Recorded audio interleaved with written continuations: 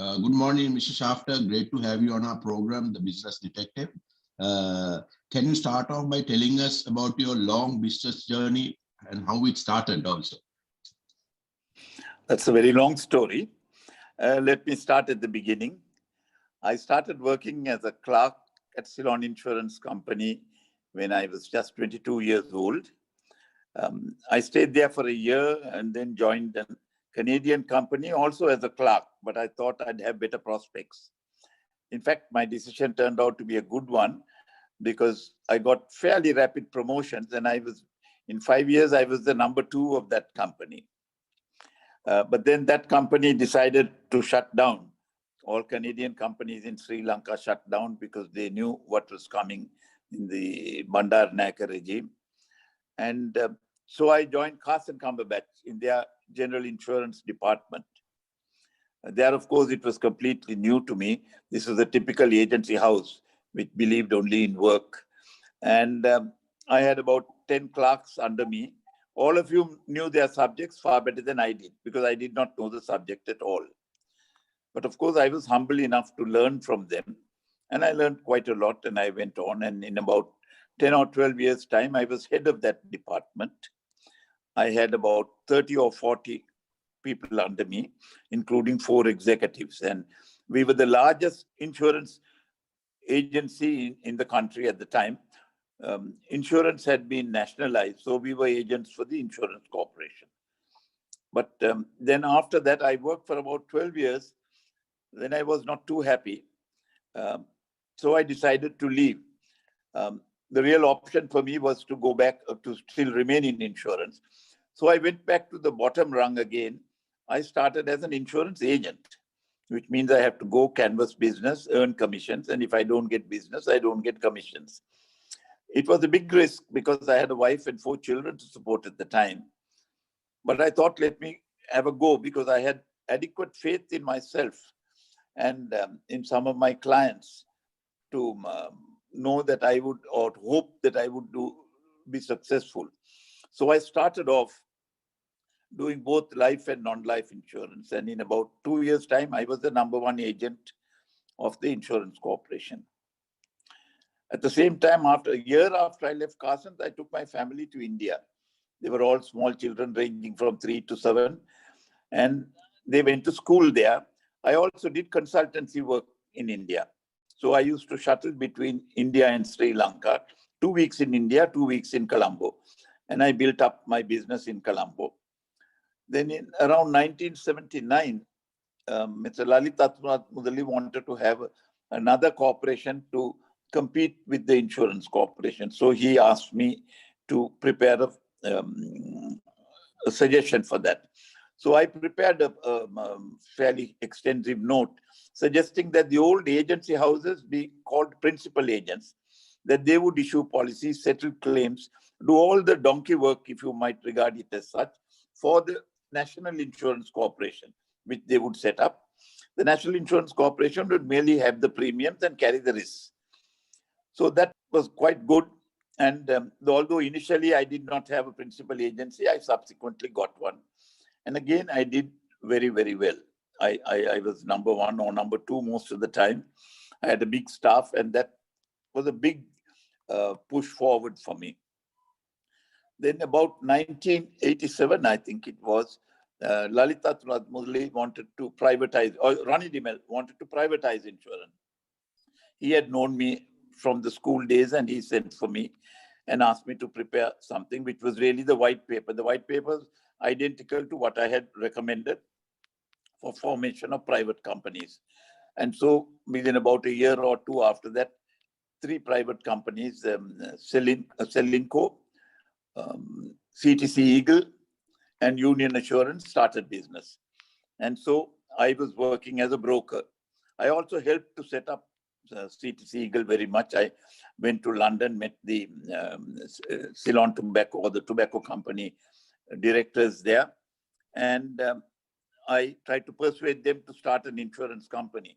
So they depended on me. I provided them all the staff, and I gave them all my business. And so CTC Eagle started that way. But after about 5 years, I thought I might as well do something myself. And I started in 1994. When I was 64 years old, I set up Janashakthi Life Insurance Company, which was the fifth or the sixth company to start business. We were about 7 years behind the others. And a year later, I started general insurance, the Janashakthi General Insurance. So I had a composite company. I had a lot of opposition. I lost some friends also in the process because they couldn't compete with me or didn't want to compete with me. But then we did well, and we were at one time almost number 3, I think. We are still a big company. I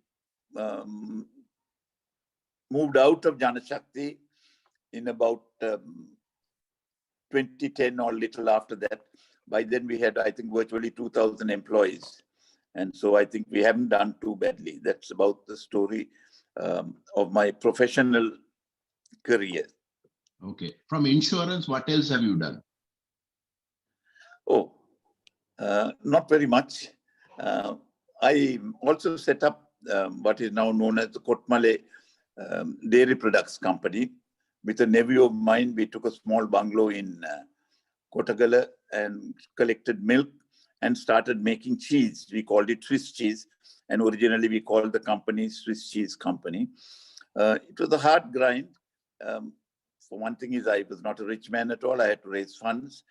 We had to find staff, except for my nephew who knew the business. We had to train people. There again, we grew slowly. And we were the largest cheese producers in Sri Lanka.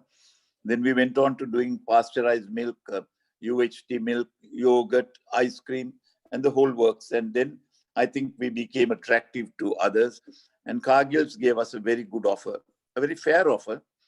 But what I was very proud of is that they didn't really look at our books. In 3 days, they made up their minds and bought us. So I think that is something I can be proud of. Thank you. At 90 plus, what are the businesses you are currently engaged in? Or have you completely retired? I have not completely retired. Even if I don't do the things I did, I do other things to keep myself busy. But our group as a whole has expanded. As you know, we have Kelsey Housing, Orient Finance, First Capital. Those are some of the subsidiaries we have. So we have done quite well with all of them. And now we have one main group company, which comes under as Janashakthi Group. Mr. Schaffter, what are the challenges in running a family business, given that you have 4 children also? There are challenges sometimes, but I think I was prudent, if I might use the word. Quite early on, I divided the business among my children. They each knew what they were responsible for. I never had any problem with any one of them telling me that I gave more to one or more to the other. Quite the contrary, I think some of them felt I didn't give enough to somebody else. But I think the main thing you have to remember is that when a business is yours, Dinesh, you want to run it the way you want. And I think I did not make the mistake of looking over their shoulders. Any advice you like to give some of the family-run companies in Sri Lanka about planning for the future or about succession? Divide your property early in life. Don't wait till you die, because your family will be destroyed in the process. Give it to them as early as you can. You can sit back and see how it grows, and see that each one gets a fair share. But each one must be independent in what they are doing. Don't meddle with what they do. Okay. Mr. Schaffter, I know you played for Sri Lanka and also played for St. Thomas's. But what are the lessons you have learned from the cricket field? From the cricket field, I have learned a lot of lessons. A lot of what I am today is because of what I learned in the cricket field. How you learn to play for your side, how the umpire's word is law. Today, lots of people don't believe that the umpire's word is law. They want to be a super umpire. You learn to rejoice in the success of your fellow team members, and above all, you have to play the game as a gentleman. Cricket, especially, is what we like to call a gentleman's game. And as long as you do that, you won't go wrong. But sadly, administratively and also on the field, that does not happen today. But that is what I have learned from cricket, I can never forget. I can never evaluate. Do you believe in work-life balance? Work-life balance. What do you mean when you say that? No, a lot of business people put 24/7 in running their businesses and neglect their families. Right. So do you believe in work-life balance? Well, I also neglected my family in many ways. I left them in India for 20 years. I sent them to England for another 10 or 15 years, and I lost the enjoyment of bringing up my children. But I was not young at the time. I had to build up something for them in case I was removed from the scene. But I don't think that working 24/7 is a remedy for that. I had no choice. I had to do that to make sure that my family won't be on the streets. But most people don't have that problem, and I don't think that. I think you must spend time. Spending time with your family is something for which there is no substitute. Okay. My final question to you is: will Sri Lanka ever become a developed nation? Will Sri Lanka ever become a developed nation? It can quite easily do that. They have the answers, but they rather look for the problems. So what is really holding us back? Since you have seen so many governments. The lack of will on part of our rulers to make sacrifices, because I think, sad to say, most of them look at political positions as an opportunity to enrich themselves, not to enrich the poor. And I think no government has really thought of the underdog. Though they say so many things, nobody has ever really gone down to the grassroots and done anything worthwhile for the underdog. Okay. And what role can the private sector play finally in this? Private sector can, if you will pardon me for saying it, be a little less selfish and a little more thoughtful of the have-nots, because they must realize that if they help to lift this country up, it will help them as well in the long run. Okay. And finally, Mr. Schaffter, what would you like to be remembered as? Remembered as? I don't know. I have very few enemies anyway. I think my employees are very happy with me, or have been happy with me. I would like to be remembered as a man who did as little wrong as was possible to his neighbor. Yeah. And in terms of reforms for the industry? I beg your pardon? And finally, in terms of reforms for the insurance industry, since you have been a veteran in that? That's a bad question. I don't think it's a question of reforms. I think the regulators should interfere less. When we first started and Dr. Dayanath Jayasuriya was the chairman, he had the principle that he would consult the industry in taking any serious, important steps.